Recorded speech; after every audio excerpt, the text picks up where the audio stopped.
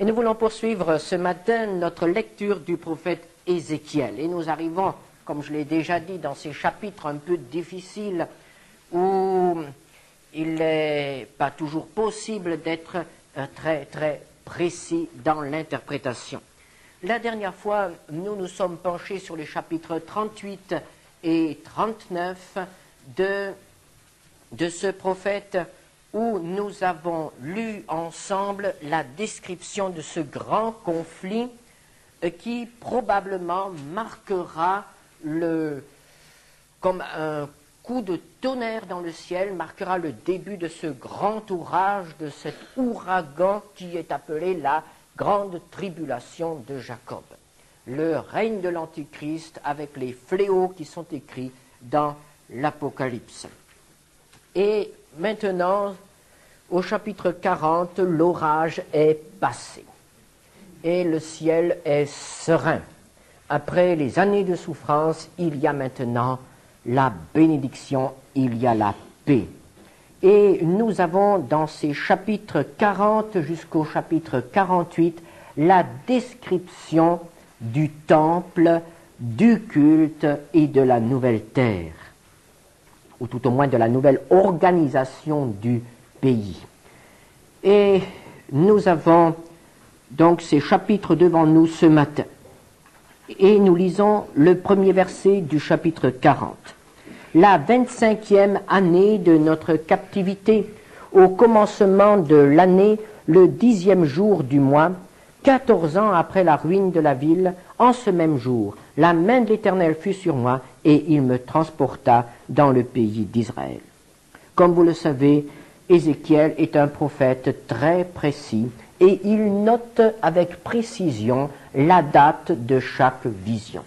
Et cette datation exacte de ces prophéties est pour nous un enseignement et pour nous aussi une aide.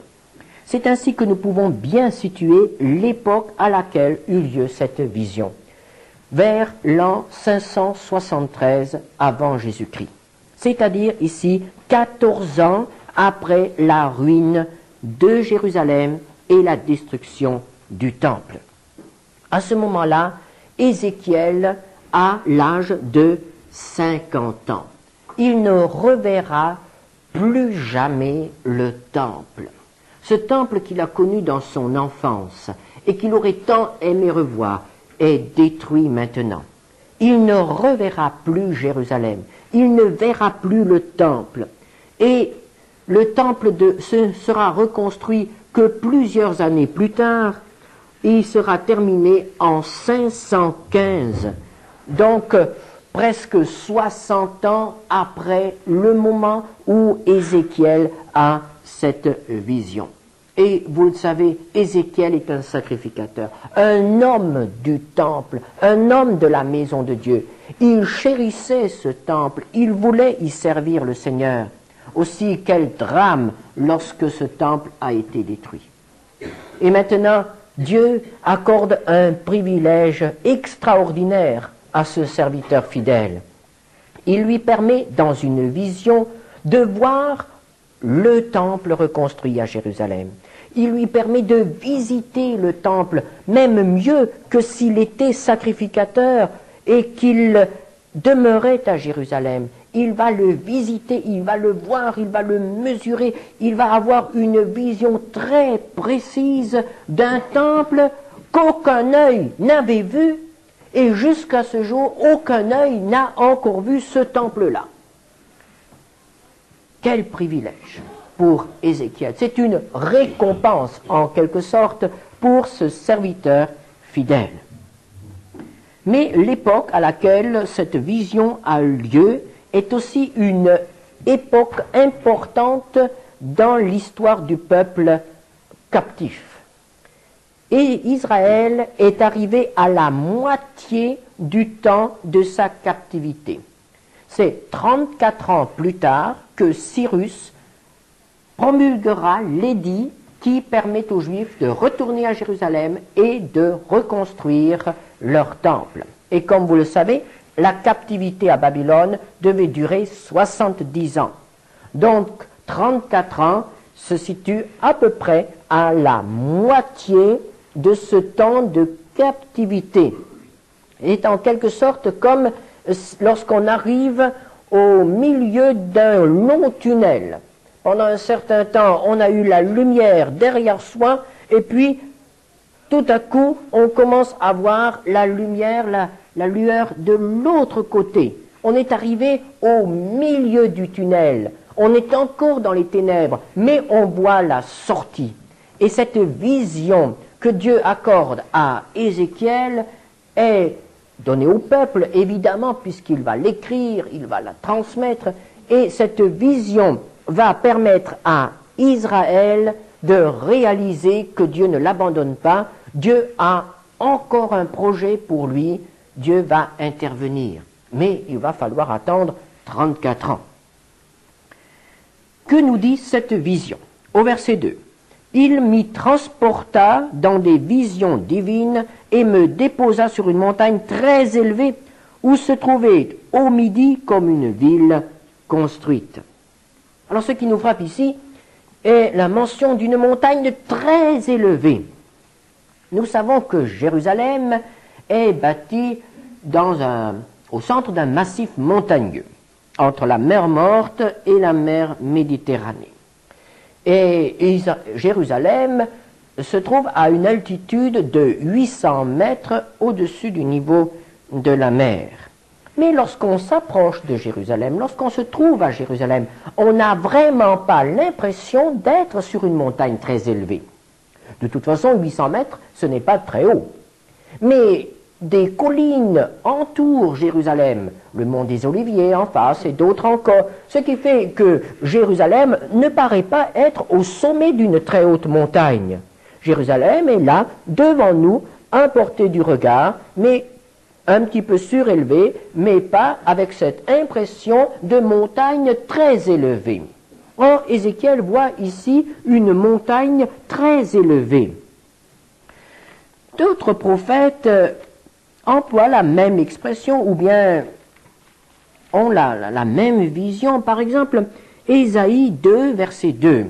« Il arrivera dans la suite des temps que la montagne de la maison de l'Éternel sera fondée sur le sommet des montagnes, qu'elle s'élèvera par-dessus les collines et que toutes les nations y afflueront. » Alors, est-ce que cela veut dire est-ce que c'est une expression spirituelle?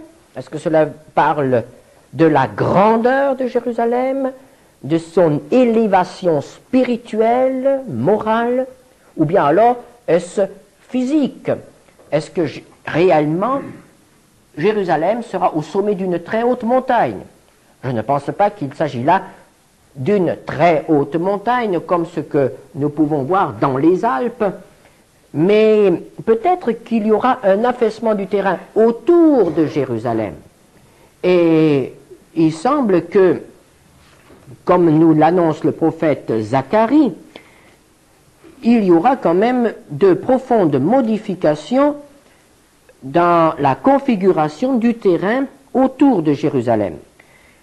Zacharie parle d'un tremblement de terre qui va faire éclater la montagne des Oliviers et qui va creuser une vallée profonde là, à l'endroit même où se trouve maintenant le mont des Oliviers. Zacharie 14, versets 4 et 5. « Ses pieds se poseront en ce jour sur la montagne des Oliviers, qui est vis-à-vis de Jérusalem, du côté de l'Orient. La montagne des Oliviers se fendra par le milieu, à l'Orient et à l'Occident, et il se formera une très grande vallée. Une moitié de la montagne reculera vers le septentrion et une moitié vers le midi. Vous fuirez alors dans la vallée de mes montagnes, car la vallée des montagnes s'étendra jusqu'à Hatzel. Vous fuirez comme vous avez fui devant le tremblement de terre au temps d'Osias, roi de Juda, et l'Éternel, mon Dieu, viendra avec tous ses saints avec lui. » Peut-être qu'il y aura donc un affaissement, ce qui dégagera, qui isolera la colline de Sion, la montagne de Jérusalem, et qui donnera cette impression d'être une montagne élevée. Mais je pense que c'est surtout dans le domaine spirituel qu'il faut comprendre cela, et elle sera élevée à cause de la présence du Seigneur. Son emplacement dans le pays nous apprend la même chose. En lisant ces textes et en essayant de faire le plan de la nouvelle répartition des régions, nous constatons que Jérusalem et le temple seront à peu près au centre même du pays, au centre géographique du pays. Ézéchiel 48, versets 1 à 7. Nous avons là la répartition géographique des tribus, de 7 tribus. Voici les noms de tribus depuis l'extrémité septentrionale, donc depuis le nord, le long du chemin de Hethlon à Hamath, Hatzar, Enon, la frontière de Damas au nord vers Hamath, de l'Orient à l'Occident. Alors nous avons les 7 tribus, Dan, Aser, Nephtali, Manassé, Éphraïm, Ruben et Juda. Et chaque tribu reçoit une longue bande de terrain d'environ 75 km de longueur, de la mer Méditerranée à la frontière orientale, et de 30 km de hauteur dans la direction nord-sud. C'est donc ce qui se trouve au nord du temple. Et au sud, nous avons également plusieurs régions qui seront occupées par les 5 tribus restantes, plus la tribu des Lévites, le territoire de la ville et le territoire du prince. Voyons ce que sera le domaine du temple. Chapitre 48, verset 20. Toute la portion prélevée sera de 25 000 cannes en longueur sur 25 000 en largeur. Vous en séparerez un carré pour la propriété de la ville. Le centre du pays sera une région de un carré de 75 km de côté.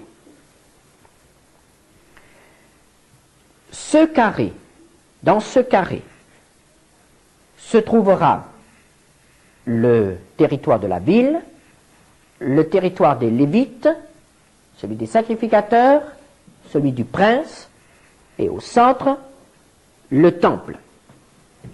Et le temple occupera un carré de 1,5 km de côté.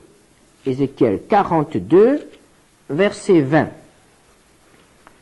Il mesura des 4 côtés le mur formant l'enceinte de la maison. La longueur était de 500 cannes et la largeur de 500 cannes. Ce mur marquait la séparation entre le saint et le profane. Il s'agit donc là du domaine du temple. Ce n'est pas encore le temple lui-même. Alors, voyons un peu ce que sera le temple. Le temple, nous en trouvons une description au chapitre 41 pour les dimensions, versets 2 à 4.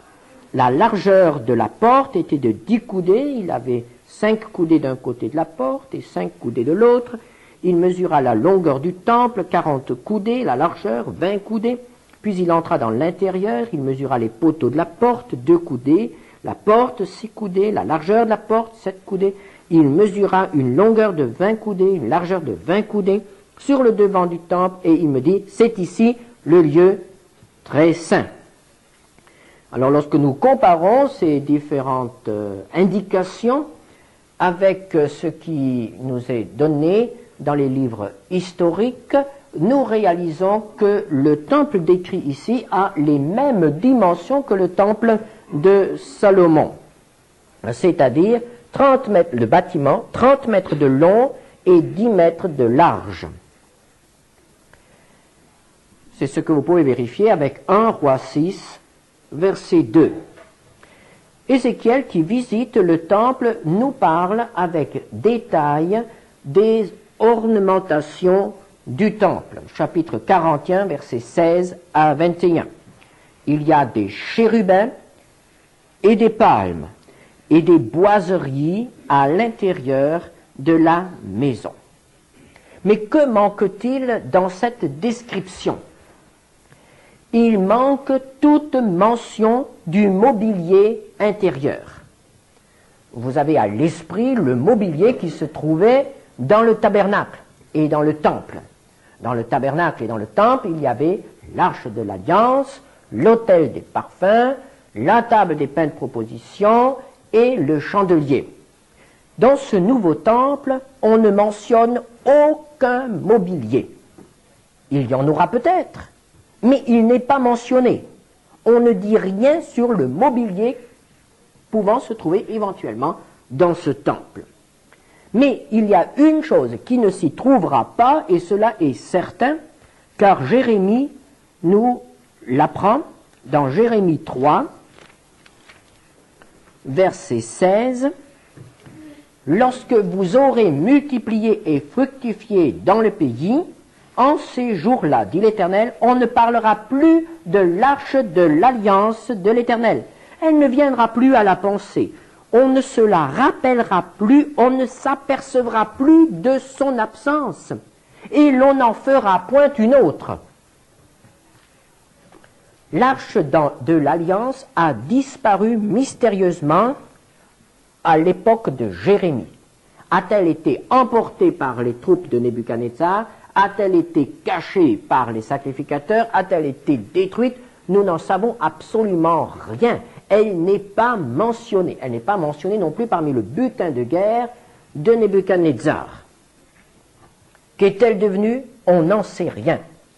Mais Jérémie nous affirme une chose, c'est qu'il n'y aura pas d'arche dans un temple quelconque à l'avenir.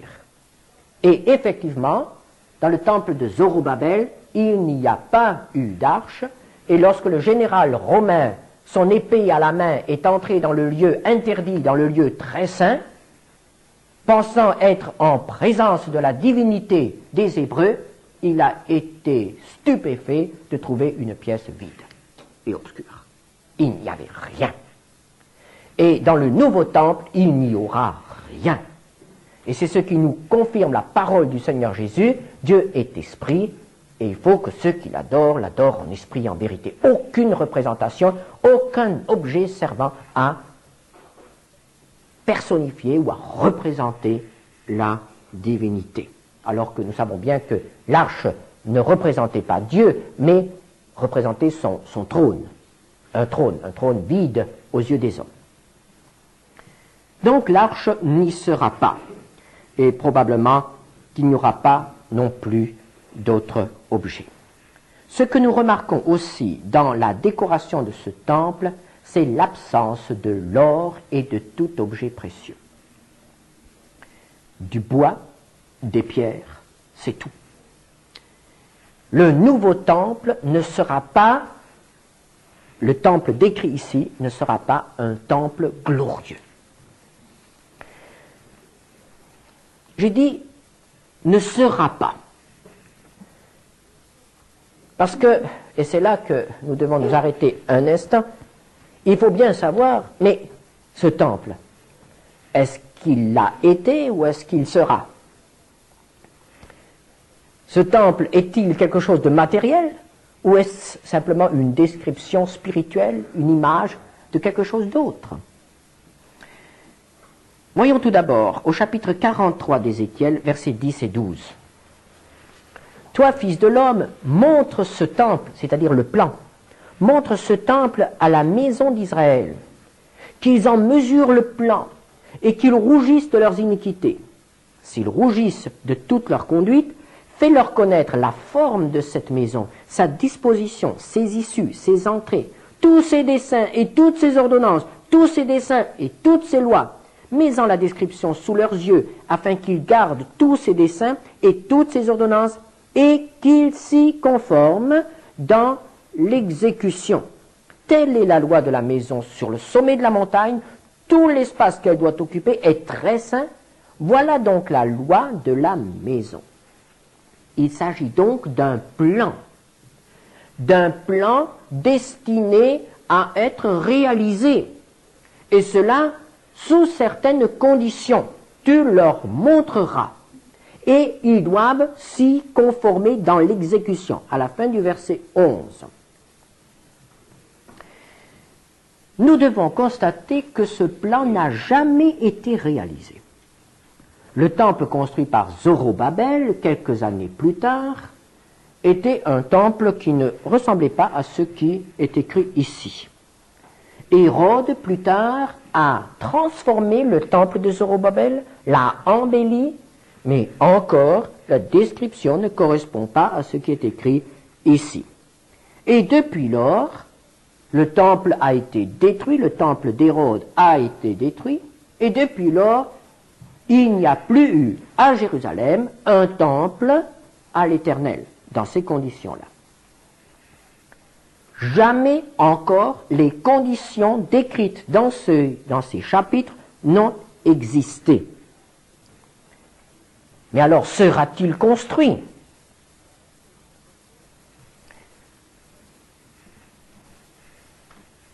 Actuellement, dans la situation que nous connaissons au Proche-Orient, il est impensable qu'un tel temple et une telle ville puissent être réalisés.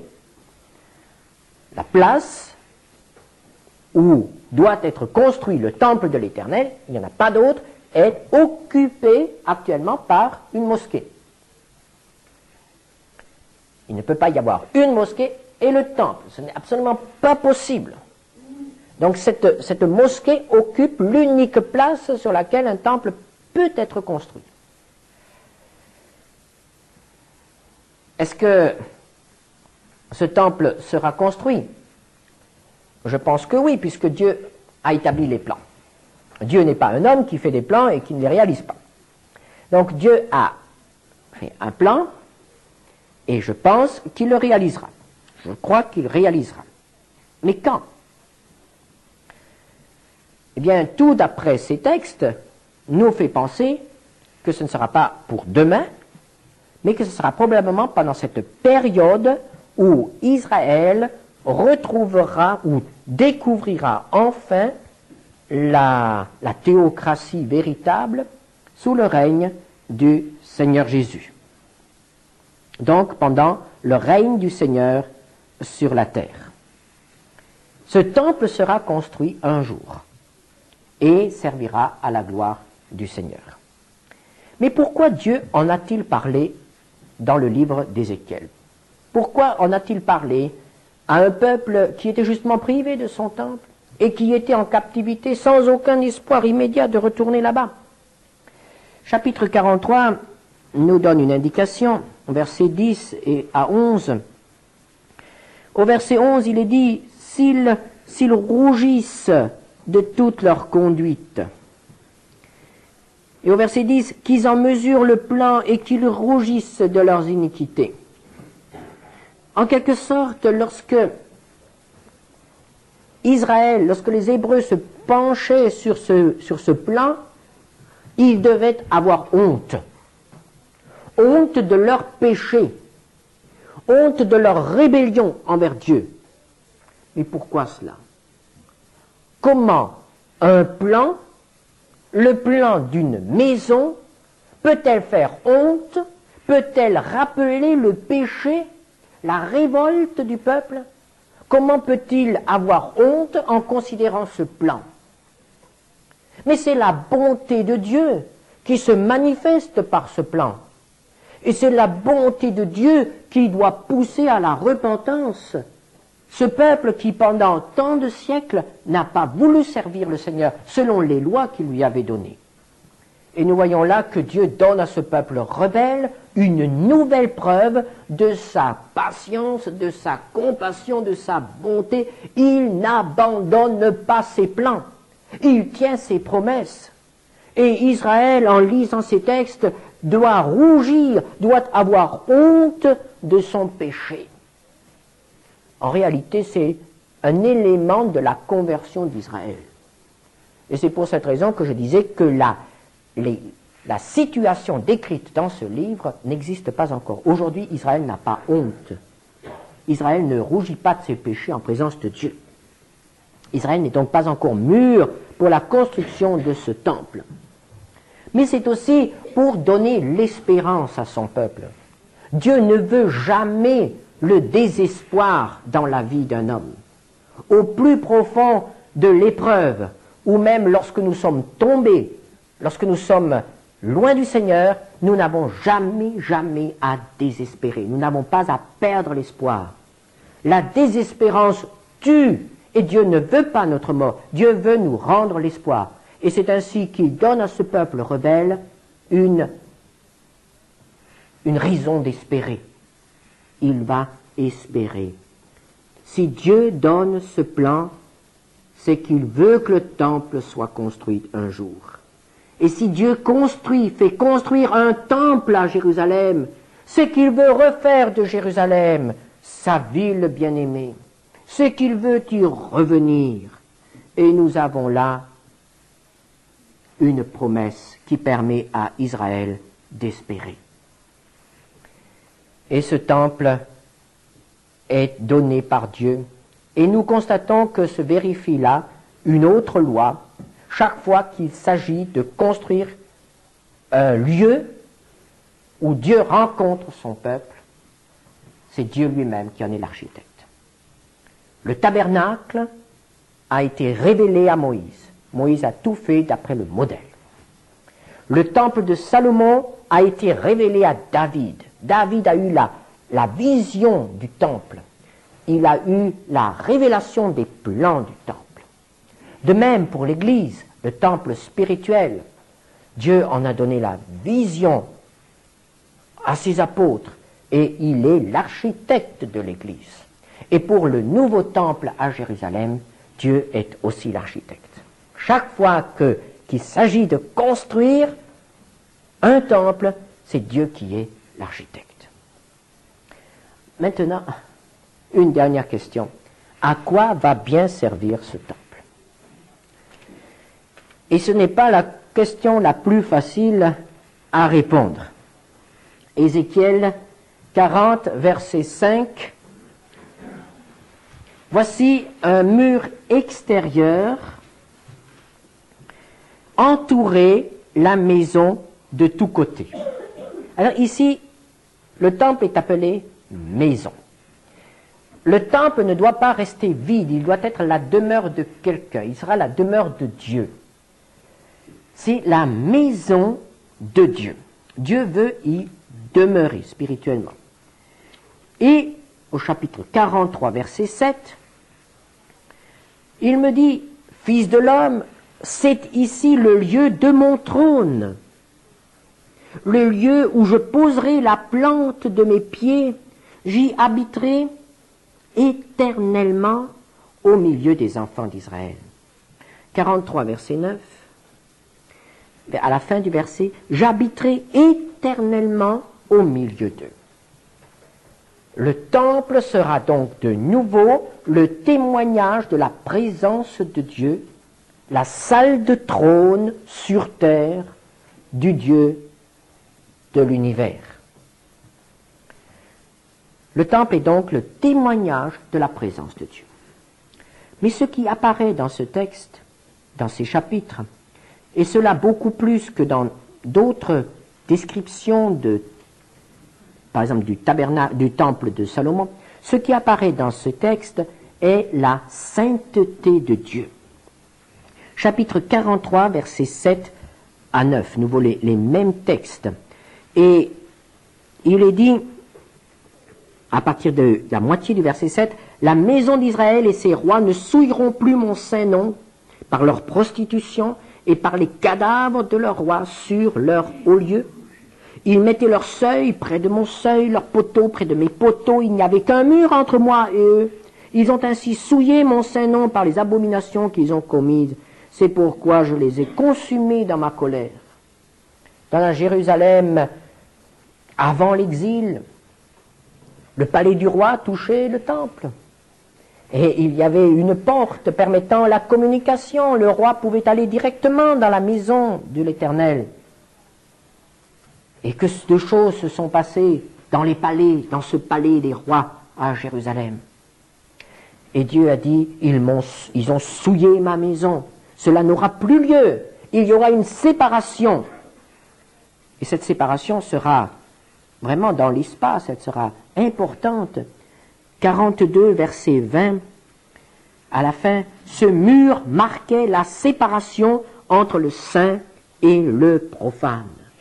Et en lisant ces chapitres, nous réalisons que plusieurs kilomètres sépareront le temple de Jérusalem, de la ville nouvelle. Une autre marque de la sainteté de Dieu, chapitre 44, versets 1 et 2. Il me ramena vers la porte extérieure du sanctuaire du côté de l'Orient, mais elle était fermée. Et l'Éternel me dit, cette porte sera fermée, elle ne s'ouvrira point et personne n'y passera, car l'Éternel, le Dieu d'Israël, est entré par là. Elle restera fermée. Alors là, je voudrais tout de suite préciser qu'il ne s'agit pas de la porte d'or à Jérusalem. Cette porte a été fermée par les maçons arabes. Elle n'est pas la porte du temple, elle est la porte de la muraille de Jérusalem. Et cette muraille ne subsistera pas. Il n'est plus question de cette muraille-là, il n'est pas question de cette porte-là, bien sûr, elle est fermée aujourd'hui. Mais il n'est pas question de cette porte-là dans Ézéchiel. Il est question de la porte du temple. Une porte qui n'est pas encore construite, qui n'existe pas encore, qui sera ouverte jusqu'au moment où la gloire de l'Éternel passera d'une manière visible et qui sera fermée définitivement après ce passage. Et personne ne pourra la franchir. Le prince pourra s'y asseoir, mais en venant par l'intérieur. Il ne pourra pas franchir la porte. Et enfin, il y aura une séparation parmi ses serviteurs. Les Lévites qui n'ont pas été fidèles ne pourront pas servir le Seigneur dans le temple. Chapitre 44, versets 10 à 14. Que fera-t-on dans ce temple? Là encore, nous avons un problème difficile à résoudre. C'est le problème des sacrifices. Et nous constatons que devant ce temple, il y aura tout d'abord un autel. 43, verset 18. Il me dit, fils de l'homme, ainsi parle le Seigneur l'Éternel, voici les lois au sujet de l'autel, pour le jour où on le construira, afin d'y offrir les holocaustes et d'y répandre le sang. Et au chapitre 43, versets 18 à 26, nous avons la description des différents sacrifices qui seront apportés le jour où cet autel sera consacré, entrera en fonction. Nous apprenons aussi au chapitre 43, verset 27, qu'il y aura des sacrifices. Lorsque ces jours seront accomplis, dès le 8e jour et à l'avenir, les sacrificateurs offriront sur l'autel vos holocaustes et vos sacrifices d'action de grâce. Donc c'est un autel qui doit servir. Chapitre 46, versets 13 à 15, nous apprend qu'il y aura un sacrifice perpétuel. Tous les jours, un agneau sera offert, comme sous l'ancienne alliance. Et c'est là que se situe le problème pour nous. Parce que, depuis la mort de Jésus, le sacrifice parfait a été apporté pour le rachat de nos péchés. Et nous comprenons que Dieu ait mis fin à la pratique quotidienne des sacrifices d'animaux, puisque les sacrifices d'animaux n'étaient qu'une image, qu'une préparation du grand sacrifice du Fils de Dieu. Et c'est la raison pour laquelle nous comprenons qu'il ne doit plus y avoir de sacrifice depuis que Jésus est mort sur la croix. Et c'est ce que confirme l'Épître aux Hébreux, quand elle dit, Hébreux 10, versets 1 à 4, en effet, la loi qui possède une ombre des biens à venir et non l'exacte représentation des choses ne peut jamais, par les mêmes sacrifices qu'on offre perpétuellement chaque année, amener les assistants à la perfection. Autrement, n'aurait-on pas cessé de les offrir, parce que ceux qui rendent ce culte, étant une fois purifiés, n'auraient plus eu aucune conscience de leurs péchés. Mais le souvenir des péchés est renouvelé chaque année par ces sacrifices, car il est impossible que le sang des taureaux et des boucs ôte les péchés. Et dans Hébreux 10, à partir du verset 10 à 18, nous avons une longue explication qui nous apprend que Jésus-Christ a offert son corps une fois pour toutes. Alors pourquoi des sacrifices dans le nouveau temple à une époque qui, nous l'avons compris, suit la crucifixion de Jésus? Pourquoi? Nous ne pouvons pas trouver une explication satisfaisante et je dirais qu'il faudra attendre pour voir. Lorsque cela aura lieu, nous aurons l'explication. Mais on peut quand même penser que pendant le temps où le Messie régnera sur la terre, Israël doit avoir la preuve que ce que Dieu lui avait donné était parfait. Et parmi ce que Dieu lui avait donné se situe aussi le culte avec les sacrifices. Et c'est peut-être la raison pour laquelle ces sacrifices auront lieu, mais ne seront pas des sacrifices dans l'attente d'un pardon, mais seront plutôt un mémorial, un acte en souvenir du grand sacrifice. Un mémorial. On se souviendra du sacrifice de l'agneau de Dieu. Dans ce sens, nous avons aussi la célébration des fêtes. Ézéchiel mentionne les fêtes qui seront célébrées. Il s'agit de fêtes juives, évidemment, les fêtes que nous trouvons dans le Lévitique. 45, verset 21 et 45, verset 25, nous apprennent, nous citent deux fêtes qui seront célébrées. La fête de Pâques et la fête des tabernacles. Et en considérant les textes du Lévitique, nous constatons qu'il s'agit là de la première et de la dernière fête du cycle annuel de fêtes. Pâques est la fête qui nous rappelle le rachat d'Israël en Égypte. Pâques est donc la fête du salut, du rachat. Et la fête des tabernacles est la fête qui rappelle le séjour d'Israël dans le désert, mais qui prend une signification nouvelle en Canaan, parce que c'est le jour, c'est la fête où l'on se réjouit de la jouissance de l'héritage. Encore aujourd'hui, les Juifs construisent des cabanes et accrochent dans ces cabanes les fruits, les légumes. C'est la fête de la moisson. Pâques a lieu au printemps et les tabernacles, la fête des tabernacles a lieu à l'automne. Le début et la fin. Le rachat et ses fruits. L'abondance. Les autres fêtes ne sont pas mentionnées. Peut-être auront-elles lieu.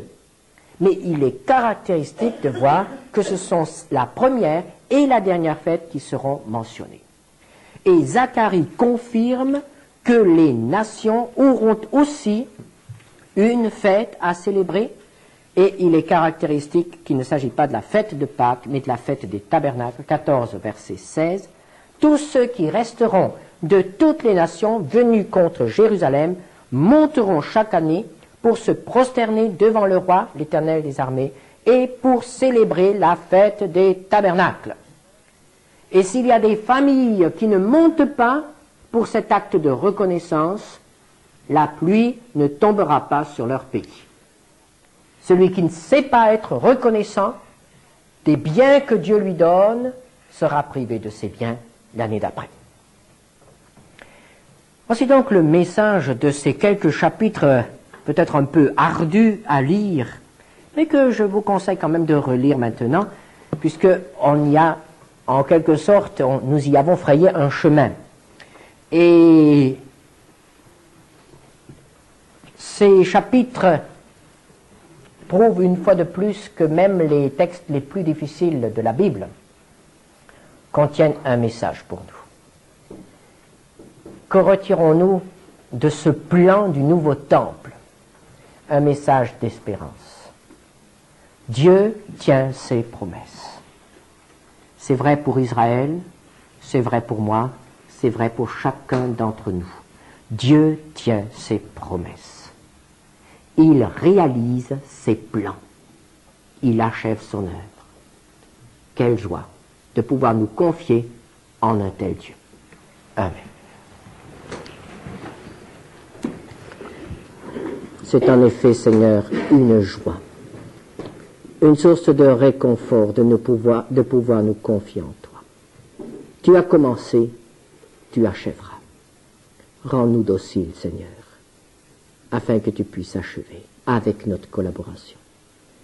Et maintenant, nous voulons te confier tout particulièrement les deux familles qui nous quittent, te demandant de les bénir au cours de cette nouvelle étape, de manifester ta grâce, ta bonté envers eux. Tu achèveras également pour eux et pour leurs enfants